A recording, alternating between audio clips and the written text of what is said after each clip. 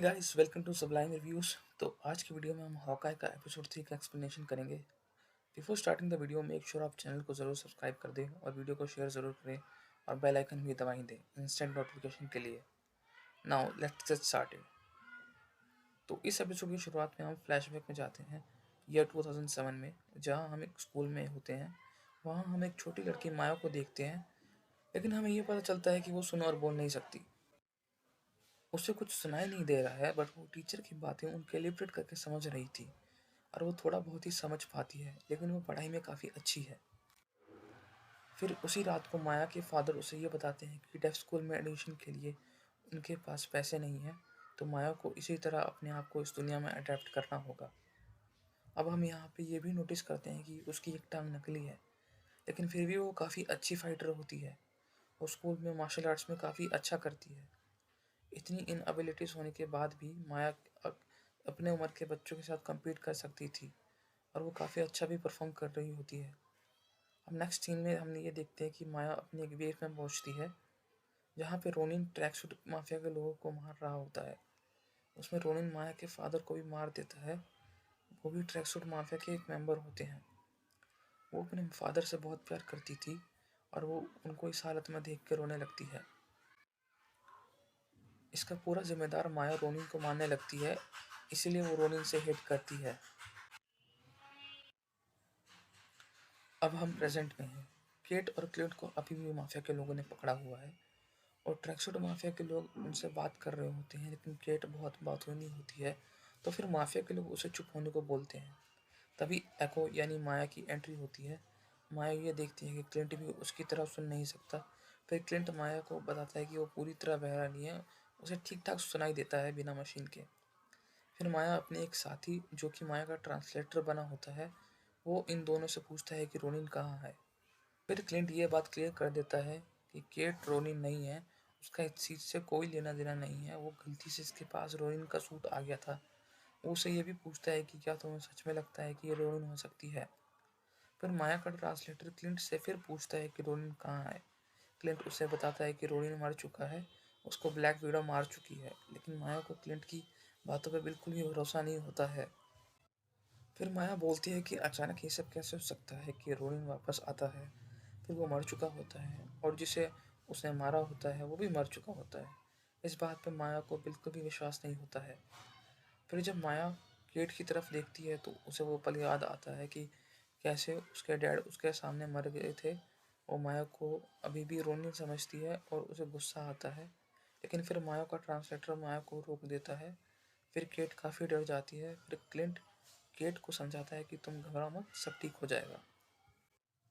हम दोनों वापस अपनी फैमिलीज के पास चले जाएंगे अपनी अपनी ज़िंदगी जीने। फिर क्लिंट केट को कहता है कि तुम यहीं पे रुको और मेरे सिग्नल का वेट करो, और तभी क्लिंट अपने आप को फ्री कर लेता है। टैक्सुट माफिया का जो बेस है वो असल में एक पुरानी बंद पड़ी टॉय स्टोर था, और माफिया के लोग उसका पीछा करते हैं और उस पर अटैक करते हैं। तभी वहाँ पे माया आ जाती है और इस बीच लड़ाई के दौरान क्लिंट का हेयरिंग एड उसके कान से निकल जाता है और माया उसका हेयरिंग एड तोड़ देती है और फिर उन दोनों के बीच में लड़ाई होती है। फिर क्लिंट को उसका बो एंड एरो मिल जाता है और वो उसका यूज़ करके केट को फ्री कर देता है। फिर केट और क्लिंट उस टॉय स्टोर से निकलते हैं और पार्किंग में खड़ी एक गाड़ी को लेकर वहाँ से भागते हैं, और टैक्सी माफिया के लोग उनका पीछा कर रहे होते हैं अपनी अपनी गाड़ियों में। फिर केट उनके ऊपर ट्रिक एरोस का यूज़ करती है। एक एरो की वजह से माफिया की कार पे विंडशील्ड पे कुछ पर्पल स्लाइम जैसा लगता है।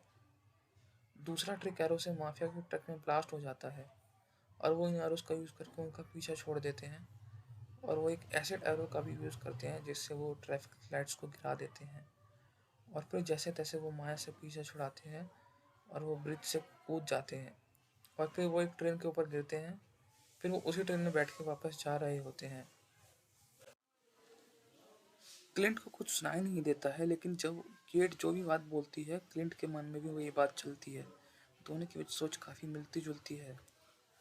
फिर वापस वो दोनों केट की आंटी के अपार्टमेंट में जब आते हैं तब क्लिंट को उसके छोटे बेटे का कॉल आता है, लेकिन क्लिंट का हेयरिंग एड खराब हो जाता है। लेकिन फिर केट उसको लिख लिख के बताती है और वो क्लिंट से मूवी मैराथन के बारे में पूछता है, और क्लिंट बोलता है कि उसे आने में और देर हो जाएगी और वो सॉरी फील कर रहा होता है क्योंकि वो साथ में मूवीज़ नहीं देख पाएंगे। क्लिंट का बेटा नथानियल उसे बोलता है कि डैड इट्स ओके अगर आप घर नहीं आ सकते।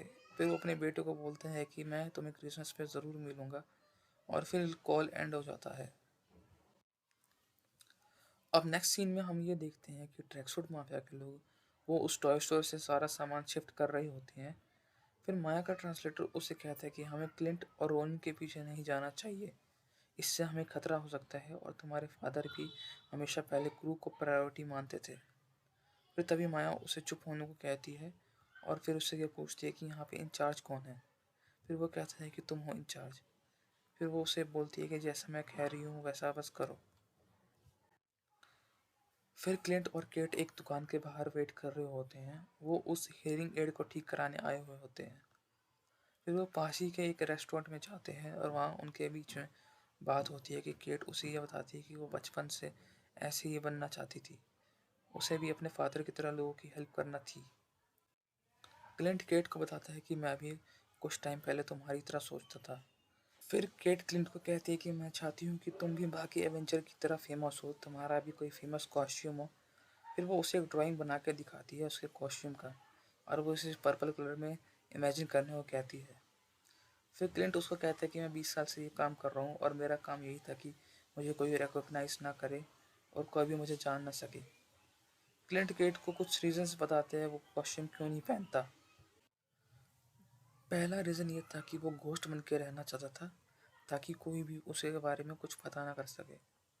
दूसरा रीज़न वो ये बताता है कि अगर मैं कुछ ऐसा कॉस्ट्यूम पहनूंगा तो मेरी वाइफ मुझे डिवोर्स दे देगी। और लास्ट रीज़न ये है कि वो किसी का रोल मॉडल नहीं बनना चाहता। फिर केट उसे ये कहती है कि आप मेरे लिए रोल मॉडल हो क्योंकि आप अपनी लाइफ में खुश थे फिर भी आप मेरी हेल्प करने के लिए यहाँ पे आए और अब मेरी वजह से हम दोनों इस मुसीबत में फंस चुके हैं। ट्रैकसूट माफिया हम दोनों के पीछे हैं और रोनिन कौन है ये आप किसी को बताना नहीं चाहते और मेरे स्टेप फादर भी एक मर्डरर हो सकते हैं। फिर क्लिंट वह बात पलट देता है और केट को कहता है कि तुम्हें इस डॉग को एक नाम देना चाहिए। फिर वो उसे पिज़्ज़ा डॉग बुलाती है लेकिन कॉमिक बुक में इस डॉग का नाम लकी होता है और शायद आगे शो में जाके इसका नाम लकी रख दे। फिर अब क्लिंट केट को बताता है कि ये ट्रैकसूट माफिया माया रन नहीं करती और वो जो ट्रांसलेटर जो माया के साथ होता है उसका नाम काजी होता है। माया के ऊपर भी कोई है जो इसको रन कर रहा होता है। शायद ये एक हिंट हो सकता है किंग पिन की तरफ। केट क्लिंट को ये भी बताती है कि उसको जैक के ऊपर काफ़ी शक है क्योंकि जब उसने उस पर पहली बार हमला किया था तो उसने ईजिली टैकल कर लिया। उसने उसे बटर स्कॉच टॉफ़ी भी दी थी जो केट को अरमांड के घर पे दिखाई दी थी। वो कहती है कि अरमांड के खून से उसको कुछ लेना देना है शायद। वो क्लिंट को ये बोलती है कि उसे उसके मॉम के पेंट हाउस जाना चाहिए जिससे कि वो उसकी मॉम की कंपनी बिशप सिक्योरिटी सर्विस का यूज़ करके हर किसी क्रिमिनल का डेटा निकाल सके। फिर जब केट इन्फॉर्मेशन निकाल रही होती है उस काजी नाम के आदमी के ऊपर, फिर क्लिंट पेंट हाउस में घूम रहा होता है तभी अचानक से उसके गर्दन के सामने एक तलवार आ जाती है। ये जैक होता है और उसके पास रोनिन वाली स्वॉर्ड होती है और वो उसे बोलता है डोंट मूव। और फिर यहाँ पे एपिसोड ख़त्म हो जाता है। Guys I hope you enjoyed the video. इसका नेक्स्ट एपिसोड का एक्सप्लेनेशन भी जल्दी आएगा और प्लीज़ कमेंट करिए और मुझे मूवी एक्सप्लेनेशन के सजेशन दे सकते हो। एंड एक रिक्वेस्ट है आप सब से, please subscribe my channel because मेरा चैनल बिल्कुल नया है और इसको आप लोगों की ग्रो कर सकते हो जिससे मुझे और मोटिवेशन मिलेगी।